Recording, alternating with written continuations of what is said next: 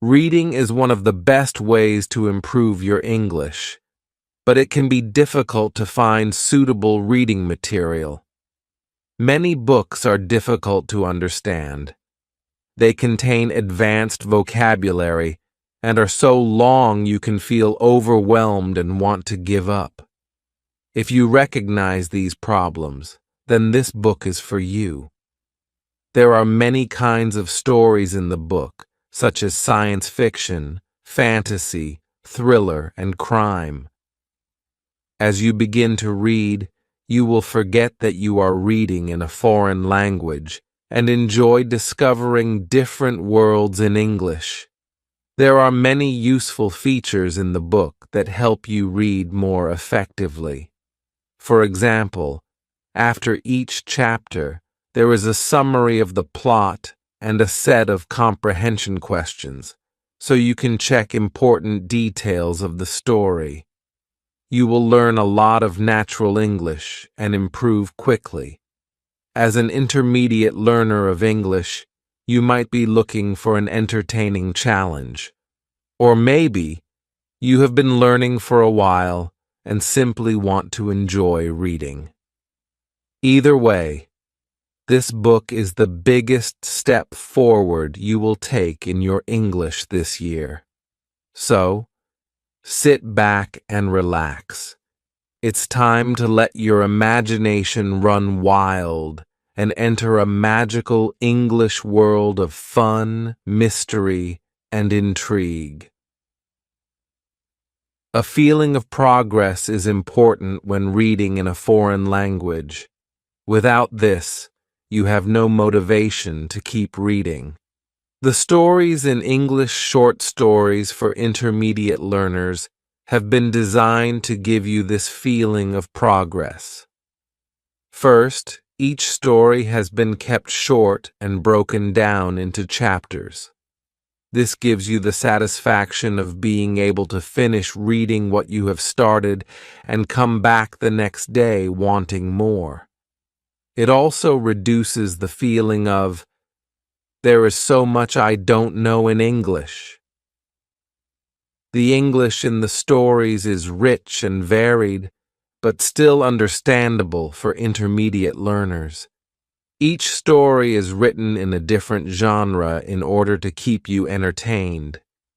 There are plenty of dialogues, giving you lots of useful spoken English words and phrases to learn. There is also a variety of tenses from one story to the next, so you can practice common verbs in past, present, and future forms. This will make you a more confident user of English, able to understand different situations without getting lost. English Short Stories for Intermediate Learners supports you with some special learning features. There are regular summaries of the plot to help you follow the story and make sure you have not missed anything important. You will find comprehension questions at the end of each chapter to test your understanding of what has happened in the story and encourage you to read in more detail. English Short Stories for Intermediate Learners has been created to give you the support you need so you can focus on reading, learning, and having fun. How to read effectively. Reading is an important skill, and in our mother tongue, we read in different ways. For example, we might skim a news article quickly in order to understand the main events. Or we might scan the pages of a bus timetable looking for a particular time or place. If I gave you a children's book to read, you would turn the pages quickly. On the other hand, if I gave you a contract to sign, you would read each word carefully. However, when it comes to reading in a foreign language, research tells us that we lose most of our reading skills. We stop using skills like skimming and scanning to help us understand difficult texts. Instead, we simply start at the beginning and read every word, one after the other. Inevitably, we quickly become frustrated by difficult words. As long as you are aware of this, however, you can use some simple strategies to avoid this trap and become a better reader. You are reading this book because you like the idea of learning English with short stories. But why? What are the benefits of learning English with stories instead of with a textbook? Understanding this will help you improve your reading. When you read books for fun, it is known as extensive reading. This is very different from how you might read English in a textbook. Your textbook contains short dialogues which you read in detail. The aim is to understand every word. This is known as intensive reading. Here is another way to look at it. Textbooks give you grammar rules and lists of vocabulary to learn. They try to teach you. Stories show you real English. They do not try to teach you. In fact, both kinds of reading are valuable, and you need them both in order to learn a language effectively. English short stories for intermediate learners, however, is designed to help you with extensive reading. As you read and enjoy the stories, you will gradually improve your understanding of how English works. If you often study with textbooks, this book will be a breath of fresh air. Now, in order to get the benefits of extensive reading, you have to make sure you are reading regularly. Reading 1 or 2 pages may teach you a few new words, but it will not make a big difference to the level of your English. With this in mind, here is what you should have in mind when you read the stories in this book, so you learn the most from them. 1. There are 2 things that are vital to successful reading: enjoyment and a sense of achievement. They are important because they make you want to come back the next day and read more. 2. The more you read, the more you learn. 3. The best way to enjoy reading stories and to feel a sense of achievement is by reading the story from beginning to end.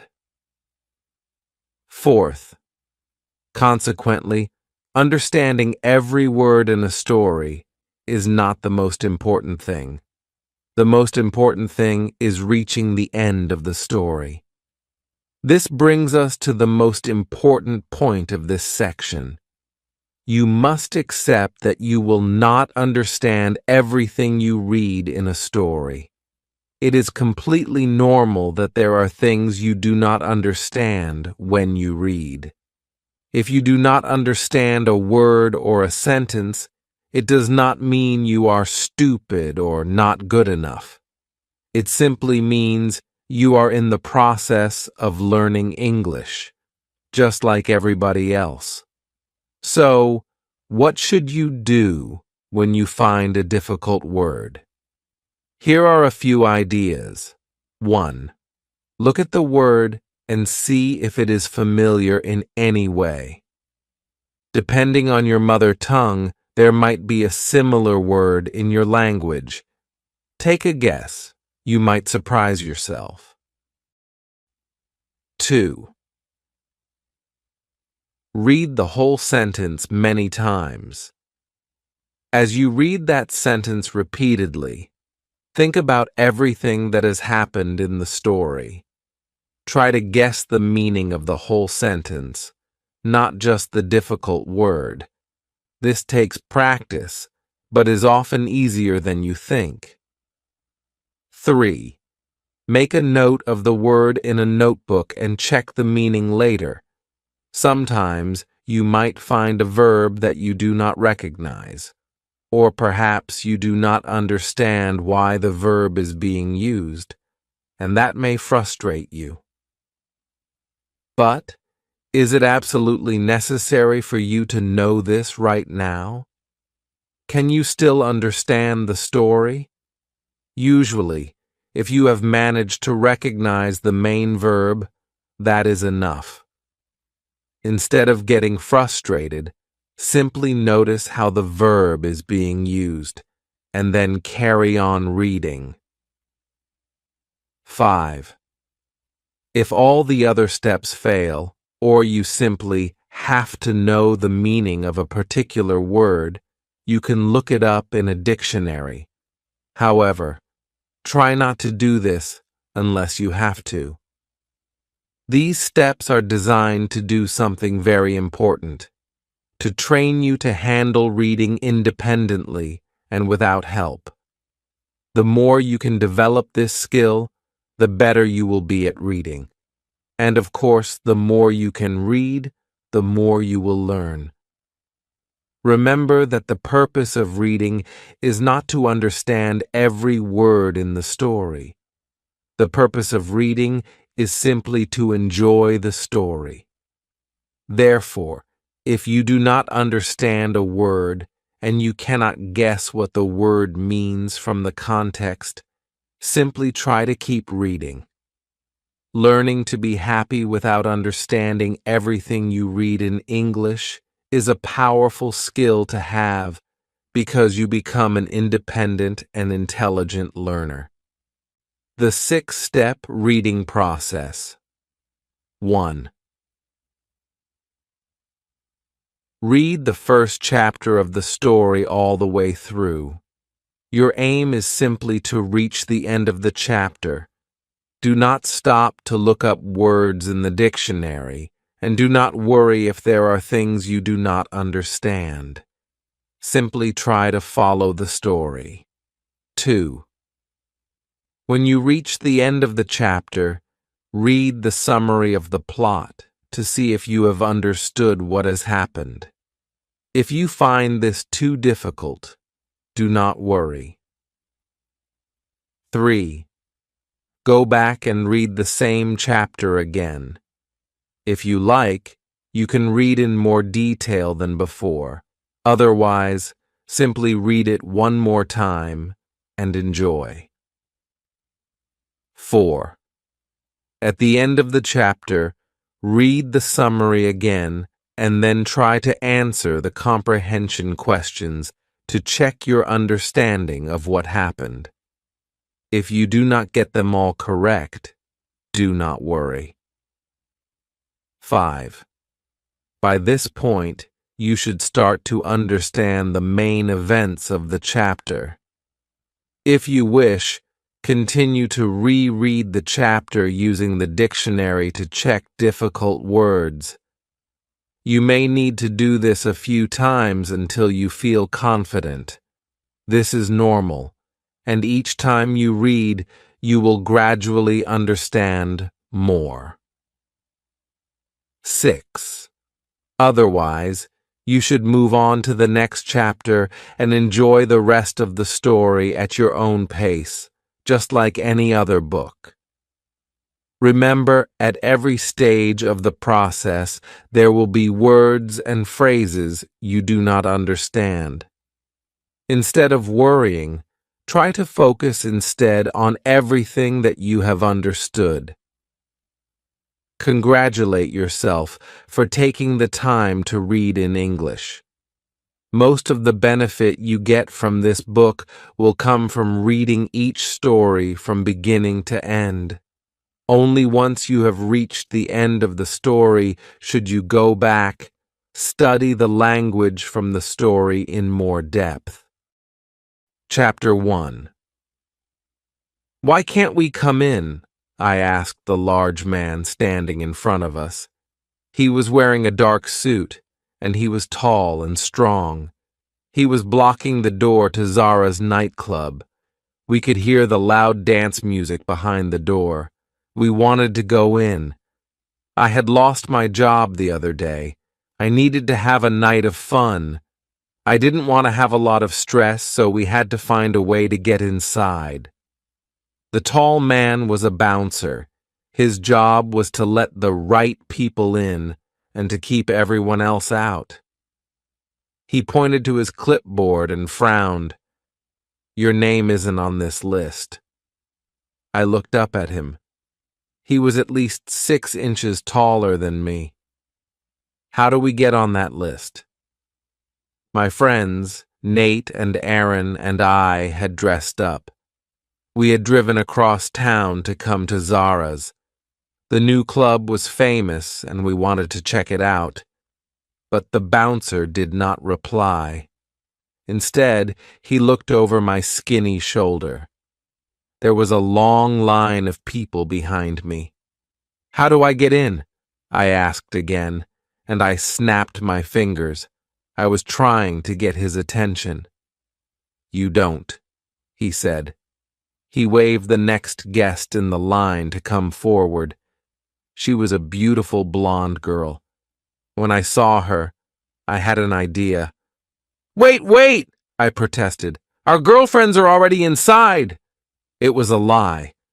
Aaron looked at me in a strange way. Perhaps he thought, "Is Jack crazy?"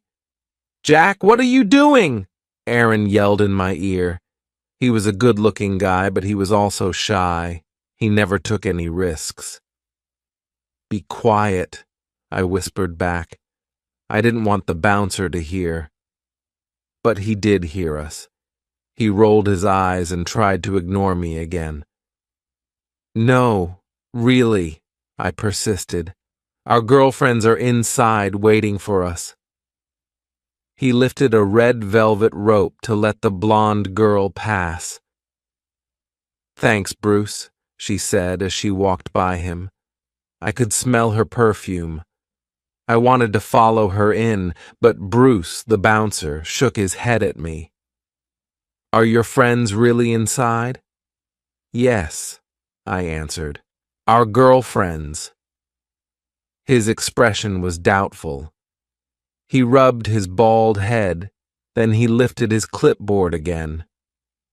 "Okay, what are their names?" "Their names?" Well, I didn't know their names because they didn't exist. You're done," he said. He smiled and he pushed me aside. "Next." We could not get in, so we left Zara's. We went across the street for coffee. "That was dumb, Jack," Aaron said, and he took off his jacket. He had put on his favorite clothes to come out. With his good looks and clothes, he could be an actor, but his attitude was always negative. I felt bad, because it had been my idea to go out. Everyone knew it was impossible to get inside Zara's without a reservation, and reservations were impossible to get. But I had wanted to try. Nate ordered his coffee black, along with 2 chocolate-glazed donuts. Nate was very different from Aaron. He was more adventurous and happy. Nate loved to eat sweets like cakes and candies, so he was a bit overweight. "I'll have the same," Aaron told the waiter. "But unglazed donuts, please." "And what would you like, sir?" the waiter asked me. "I would like to know how to get into that nightclub," I told him. "You can't get in there, not without a reservation or a date," he said. "Unless you are a female, of course. It is easy for the girls to go in. They want more girls inside." "Why?" Aaron asked. "Because the guys will go there and spend money." I nodded. "That's unfair." The waiter shrugged his shoulders. "Maybe, but that's life. If you want to go to Zara's, you will have to find someone to go with you. You want to order anything?" "Just coffee with milk, no donuts." I looked at my friends. "Who eats donuts at 9 o'clock at night?" Nate and Aaron exchanged looks. "We do," they said together. I sighed and crossed my arms. It looked like I was going to be spending the evening with these two. After our coffees and donuts were finished, we paid our check. I noticed 3 girls sitting at a table. They were talking. They were also finished with their food and drinks. Guys, look, I said to my friends. What if... No, Aaron said, cutting off my sentence. Jack, let's just go. Wait, what, Jack? Nate asked. Do you want to talk to them? I combed my black hair back with my fingers. We can try. Why not? Come on, I just lost my job. Do me a favor. What is the worst thing that can happen? Aaron stared at me, but Nate punched him in the arm. Come on, Aaron, he said. Jack is right. We can ask them. Perhaps they will want to go with us to Zara's. If we get inside, they can stay with us. Or they can leave us if they want to. The girls were watching us. One of them, a girl with red hair, leaned over the table. She whispered something to her friends and they nodded. None of them were smiling. I felt a lump in my throat, but decided to go forward. I walked over to their table. My friend stayed behind me. Hi, my name is Jack Cruz. No relationship to Tom Cruise, I said, making a bad joke. Clearly, the redhead said. Her friends laughed, but I laughed with them, a little. Would you like to go to Zara's with us? The bouncer would not let us in, I said. But maybe we could get in with dates. The smallest of the 3 girls said, Dates? We don't even know you. I know, I said. But let's just try. Don't you want to see inside Zara's? The girls looked through the window at the long line in front of the nightclub. Then they looked at each other. We don't need you to get inside, said the redhead. But I guess we can help you boys out. By the way, my name is Caprice. Summary Jack Cruz has lost his job. He and his friends, Nate and Aaron, go out to a nightclub named Zara's, but they cannot get in. They do not have reservations. They go across the street to have coffee and donuts in a cafe. They see a group of girls in the cafe. They ask the girls if they would like to go to the club together. The girls agree. Multiple choice questions. Select one answer for each question. 1. What is the bouncer's job at Zara's? A. He serves drinks. B. He parks cars. C. He decides who gets inside. D. He runs the cash register too. What gives Jack an idea about how to get inside? A. Seeing a blonde girl go inside. B. Seeing a blonde man go inside. C. Seeing a couple go inside. D. Having coffee and donuts. 3.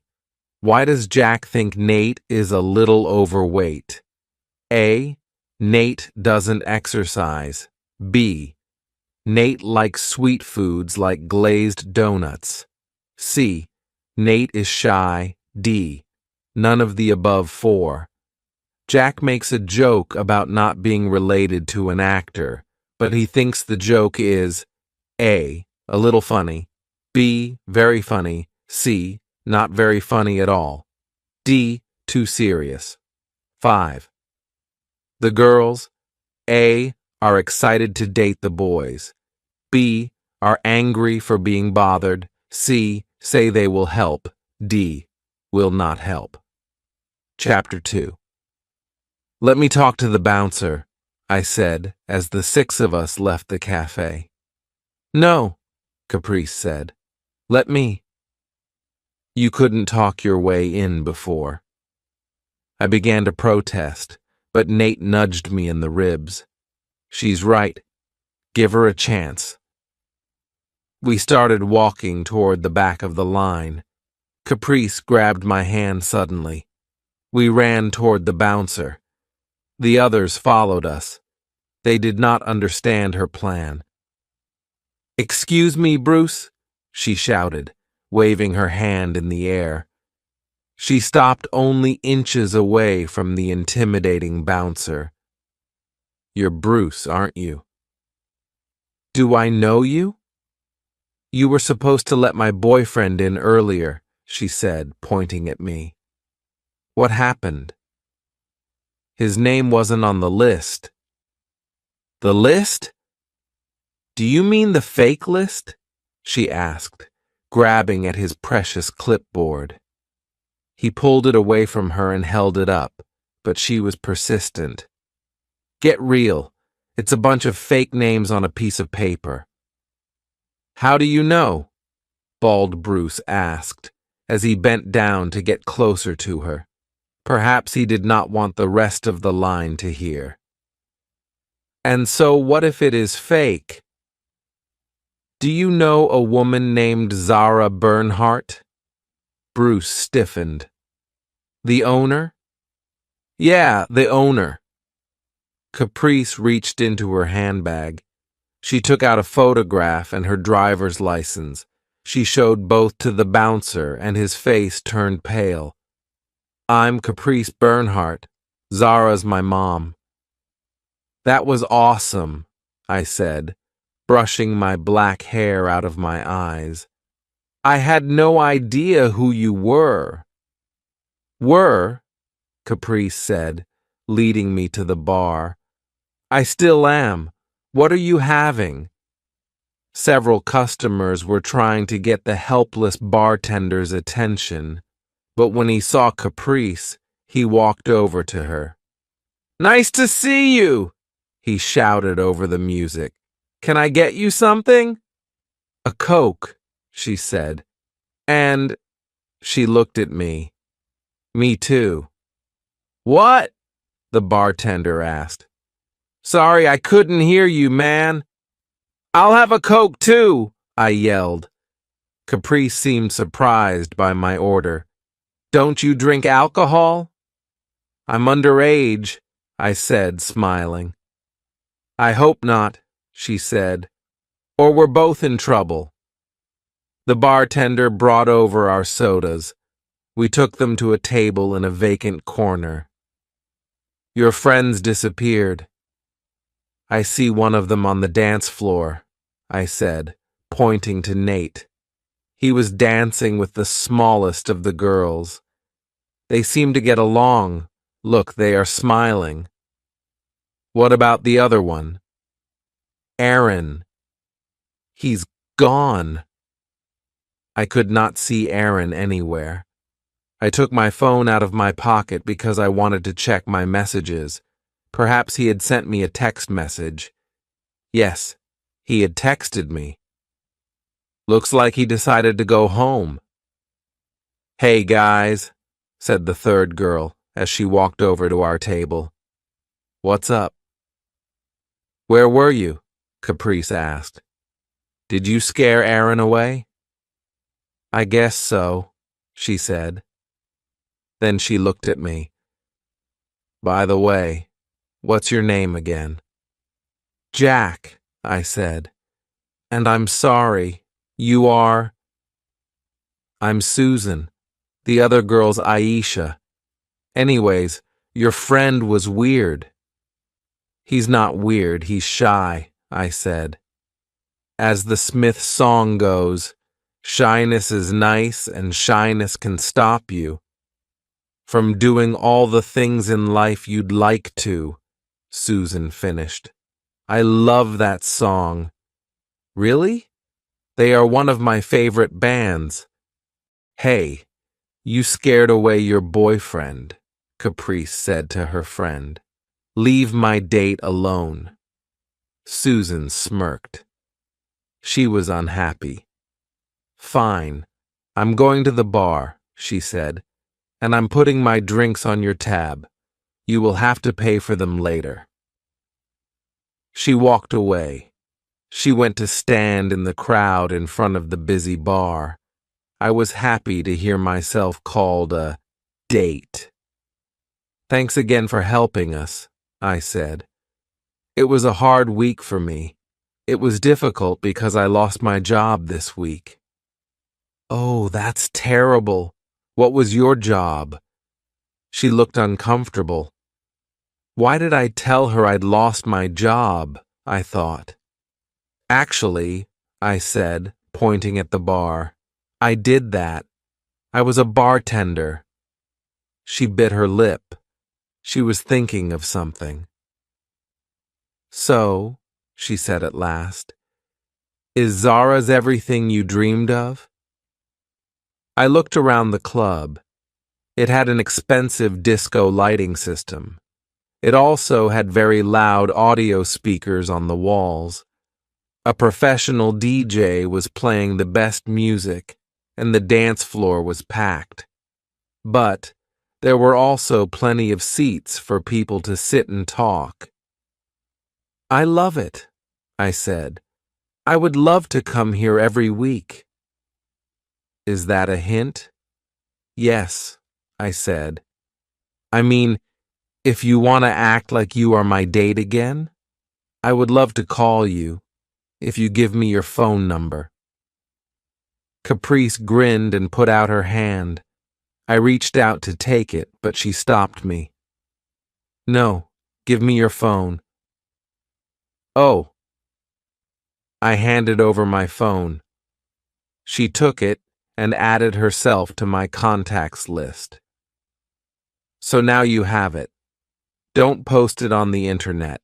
It's private." Immediately, I dialed her number. I watched her phone light up. "Now you have my number too," I said. "You can put mine on the internet. I don't mind. Nobody ever tries to call me." "Your mother doesn't own a nightclub," she said. "Does she?" "I don't think so," I said, laughing.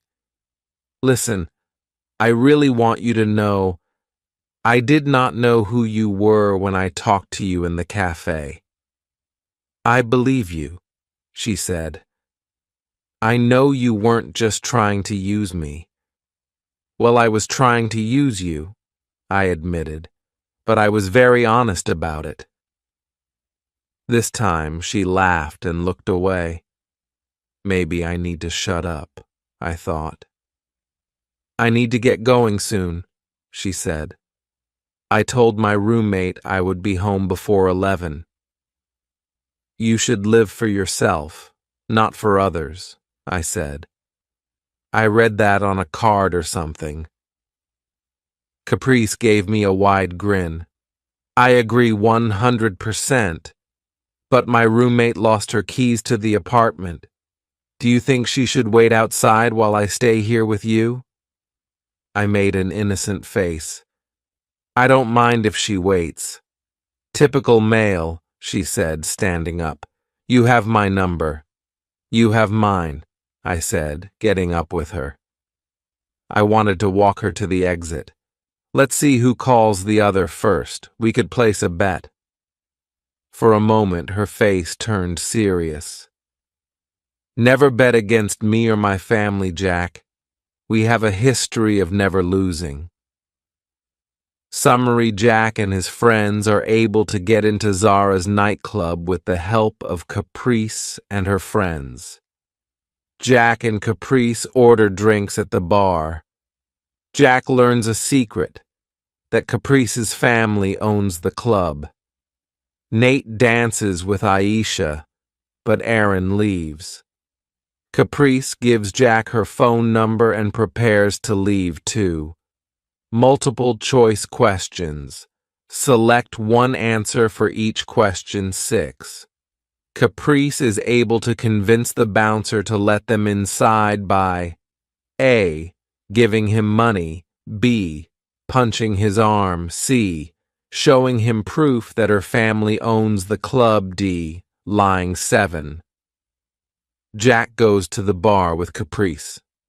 He A. does not order a drink. B. orders the same drink as her. C. orders a beer. D. orders a Coke and nachos 8. Aaron sends Jack a message on his phone. Aaron. A. left with the girl he met. B. is on the dance floor with the girl he met. C. left by himself. D. wants to come sit with Jack and Caprice. 9. Caprice gives Jack her phone number by A. writing it on a napkin. B. whispering in his ear. C. calling him. D. putting it into his phone herself. 10. Jack and Caprice almost make a bet, but they do not bet because A. Caprice is religious and does not bet. B. Jack cannot hear her. C. Aaron sends Jack a message not to bet. Her D. Caprice knows Jack would lose the bet. Chapter 3. I waited 3 days before calling her. It was a long 3 days. It was hard to wait. You lose, Caprice said when she answered the phone. We didn't bet, remember? I was wondering, what are you doing tonight? She paused. She did not say anything for a moment. My parents are having a small party at home. Some business partners are coming to their house.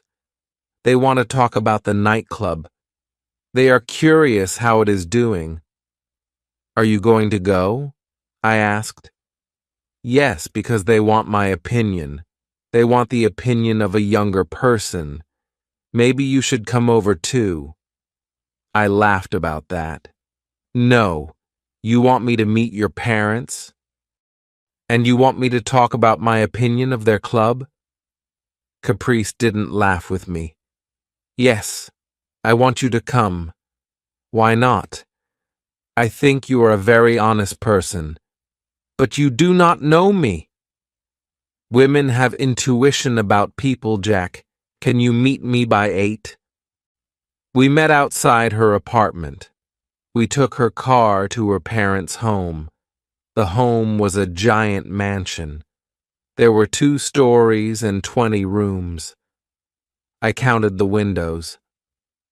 What are you doing? She asked me. She drove her car up the large driveway. I'm counting the windows. Why? I don't know. I am trying to see where the restroom is. That was a dumb thing to say, I decided. I'd never been to a rich person's house before. Now I was going to have dinner with rich strangers. The strangers were this girl's parents. I had good reasons to be nervous. Don't be nervous, she said. She was getting out of the car. Just be yourself. What does that mean? People always say that. Be yourself. Be yourself. Of course I will be myself. Okay, never mind, she said. She closed the car door hard. You are acting weird. Be somebody else.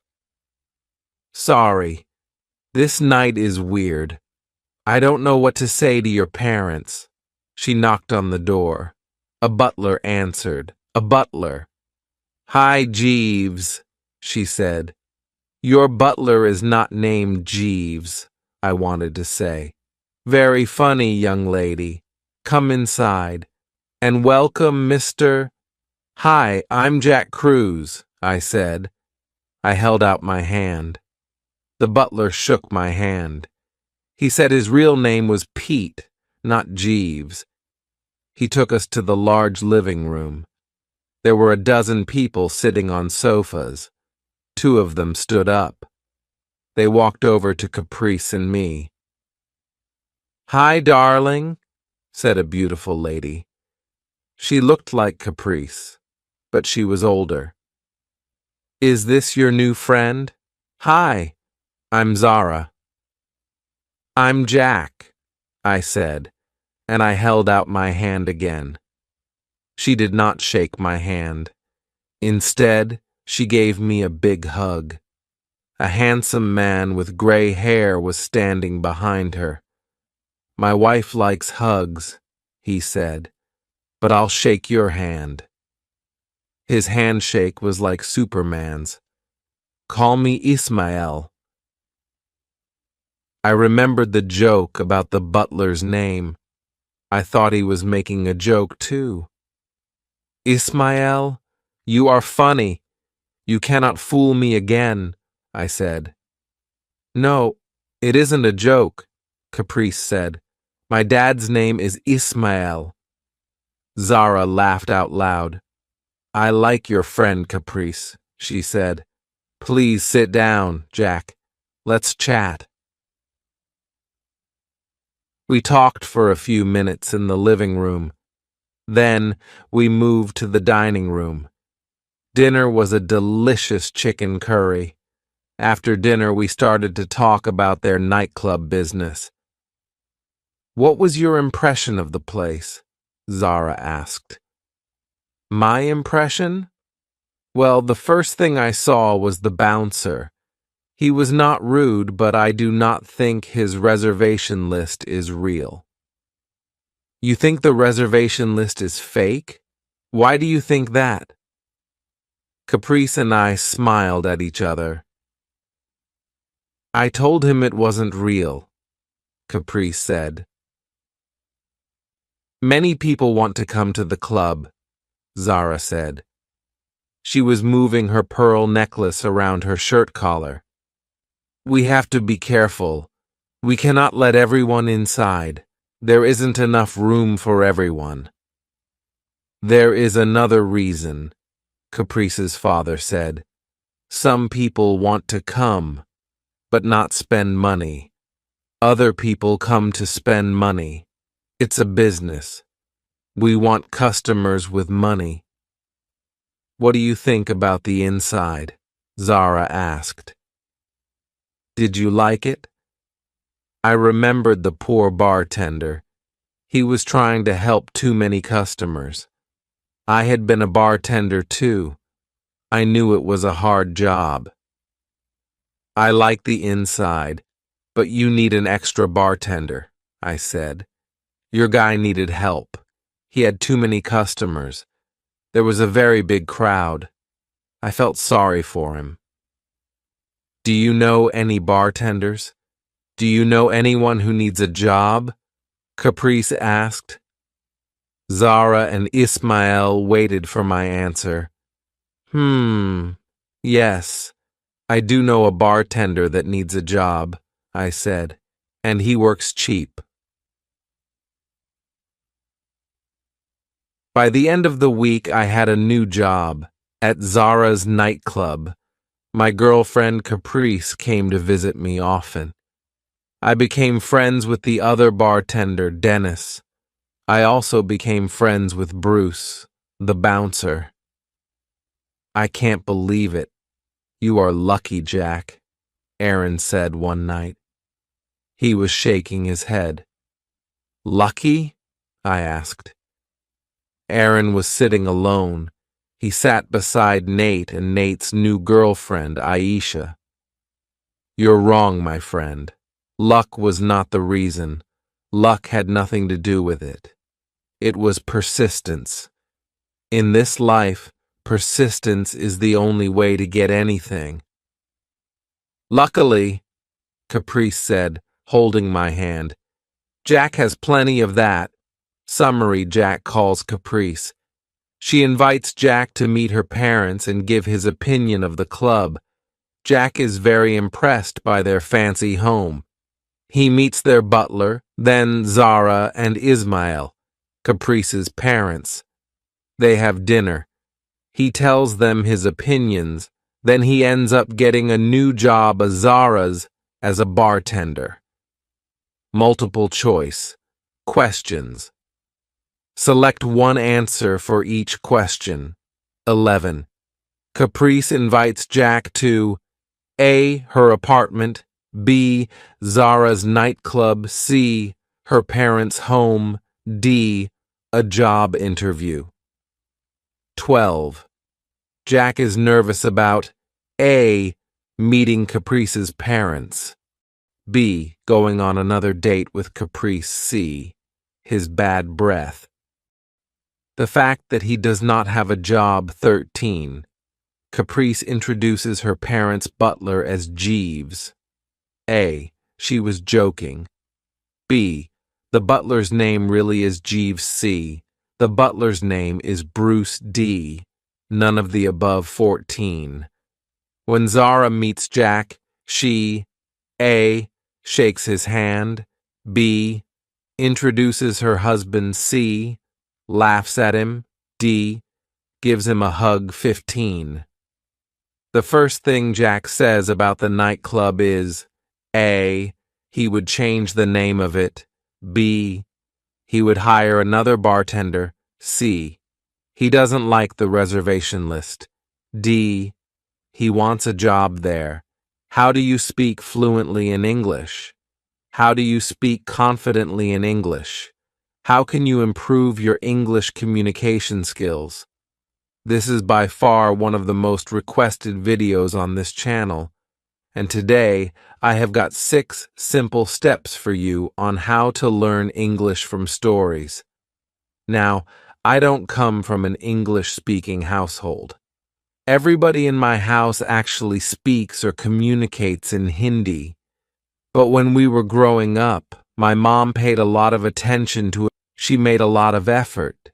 She made us do so many different exercises, learn everything about grammar, sentence structure, all of that jazz, to basically train us to speak well in English. Now, I understand that a lot of people do not have the privilege or the environment to grow up in a space like this, which is why the steps that I'm sharing with you today can be tailor-made to fit your situation, no matter what situation you're in, to learn English from stories at any age. So hit like, hit subscribe, and let's get started. Now, before we get on with the tips, have any of you guys ever wondered why we are not able to speak well in English, despite the fact that most of us have English as a subject in school, and most of our textbooks are also actually in English? Well, there are 2 potential reasons for this. One is that we are taught English the wrong way in schools. It's just a subject. We don't have enough incentive to want to make it a part of our lives, and that's because whatever we are taught in English is, well, pretty boring, and everything is done for the purpose of getting good grades. So that kind of sucks all the fun out of learning a new language. There's this research by Dr. Stephen Krashen, which suggests that you become fluent in a language when you interact with things that are so interesting in that language that you forget that they are not in your native language. But that doesn't really happen in school. And the second reason is that English is just not a part of our day-to-day lives, right? You are surrounded by people who speak in your native language. So if you grow up in North India, that's most likely Hindi. If you grow up in southern India, that's a bunch of different languages like Tamil, Telugu, Malayalam. Nobody is actually speaking in English. And so there's also not enough incentive for you to make yourself uncomfortable enough to speak a different language. Because of these 2 reasons, what ends up happening is that you become this person who always gets anxious when they actually need to communicate in English. Now, whether we like it or not, English is more or less a universal language. It is the language of professional communication. So I want you to overcome your fear. I want you to start getting confident while speaking in English and become fluent in this language.